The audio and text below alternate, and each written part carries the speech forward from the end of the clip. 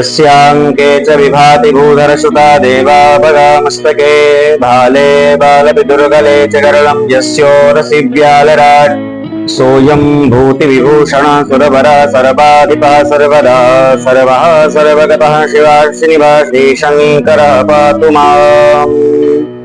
जय श्री राधे, हर हर महादेव। देखिए, अभी बहुत ही कम समय में जो है श्रावण का महीना आने वाला है, पावन पर्व भगवान शिव की आराधना के लिए। भगवान शिव की आराधना करने वाले भक्तों के लिए ये विशेष जानकारी, जैसे वेदों ने हमारे प्रभु को प्राप्त करने के, ईश्वर को प्राप्त करने के 3 मार्ग बताए। कौन कौन से? 3 पथ जो हैं, कौन से हैं? सबसे पहला कर्म पथ, दूसरा भक्ति पथ और तीसरा ज्ञान पथ। तो भक्ति पथ को यदि हम अपनाते हैं तो भक्ति करके भगवान को प्राप्त किया जा सकता है, परंतु पूर्ण तरीके से भक्ति हो। फिर जब हम भक्ति करने लगे तो फिर इधर उधर न भटके, भगवान के ही हो जाए, समर्पित भाव हो जाए भगवान के प्रति। दूसरा ज्ञान पथ। ज्ञान पथ में क्या है कि हमको एकदम उच्च कोटि का ज्ञान हो भगवान के प्रति, तब हम भगवान को प्राप्त कर सकते हैं। और तीसरा कर्म पथ, कर्म करके, सेवा करके उनकी, ऐसे भगवान को हम प्राप्त कर सकते हैं। भगवान को प्राप्त करने में 3 जो पथ हैं, इन तीनों पथ में बताया कर्म पथ। कर्म पथ जो है, वेद के 80,000 मंत्र जो हैं वो कर्म पथ के मंत्र हैं।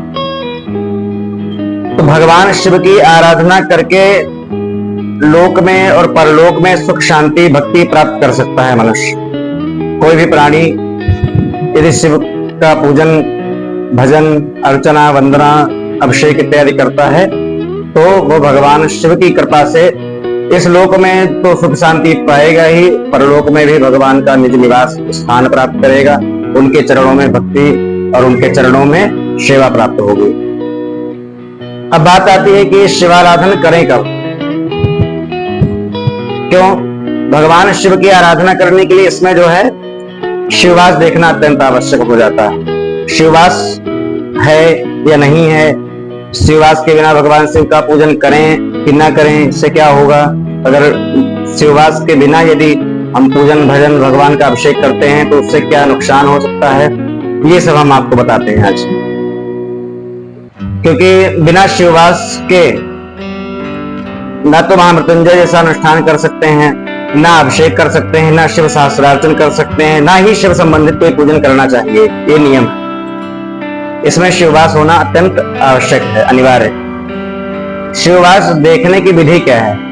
शिववास देखने की विधि बताते हैं बृहद ज्योतिषार में। तिथिंच द्विगुणीकृत्य बाणैः संयोजयेत् ततः सप्तभिश्च हरेद भागम शिववासम समुद्दिशेत्। अर्थात इस तरीके से, इस नियम से जो है शिववास को देखें। अब शिववास देखने की जो विधि बता दी है, तिथि को दुगुनी इत्यादि करके अपना देख लें। शिववास वैसे भी शिववास का चार्ट जो है मिल जाता है। शिववास कौन सी संख्या बचने पर कहाँ होता है और क्या फल है इसका, तो कहते हैं बृहद ज्योतिष शास्त्र में ही, एकेन वासः कैलासे, द्वितीये गौरी सन्निधौ, तृतीये वृषभारूढ़ः, सभायां च चतुष्टये, पंचके भोजने चैव, क्रीडायां षण्मिते तथा श्मशाने शून्यशेषे च शिववासः समेधितः। इस तरह से शिववास का फल कहा। शिववास यदि कैलाश में है, भगवान का वास उस दिन कैलाश में है, जब आप अभिषेक करना चाहते हैं तो सौख्य प्रदान करने वाला। गौरी माँ के सानिध्य में यदि हैं, संग में है उनके, तो सुख संपत्ति प्राप्त करने वाला। यदि नंदी पर बैठे हुए हैं तो मनचाही वस्तु प्राप्ति, इच्छा पूर्ति, अभीष्ट सिद्धि का दायक। यदि सभा में है तो संताप होगा, यदि भोजन में है तो पीड़ा, यदि क्रीड़ा में है तो कष्ट, और श्मशान में है तो मृत्यु, मरण। इस तरह फल कहा। अर्थात ये जो अंत के 4, 5, 6 और 7 संख्या आने पर जो शिववास है, इनमें नहीं करना चाहिए। क्यों? इसमें संताप, पीड़ा, कष्ट और मरण जो है ये प्राप्त होता है। अब इन प्रमाणों के अनुसार तो कह दिया गया कि भाई शिववास के बिना शिवाराधन करना ही नहीं चाहिए, लेकिन भक्त लोग करना चाहते हैं तो क्या करें? तो वहीं पर शास्त्रों का नियम यह भी आया कि कुछ जगह स्थान ऐसे पर भी हैं, कुछ समय ऐसा भी है जिसमें शिवाराधन करना चाहते हैं आप, तो बिना शिववास के भी कर सकते हैं। जैसे श्रावणेधिक मासे च आर्द्रायां च गते रवे, शिवभेन्दुगते योगे शुक्ले च व्यतिपातके, हरानंग हरीणांच तिथौ करणे चतुष्पदे सोमवारे शुभे ब्राह्म्ये प्रदोषाख्ये भिक्षणे शिवरात्र्यादि पर्वेषु उत्सवेषु निमित्तके नित्याराधन काले तो शिववासम न चिंतयेत्।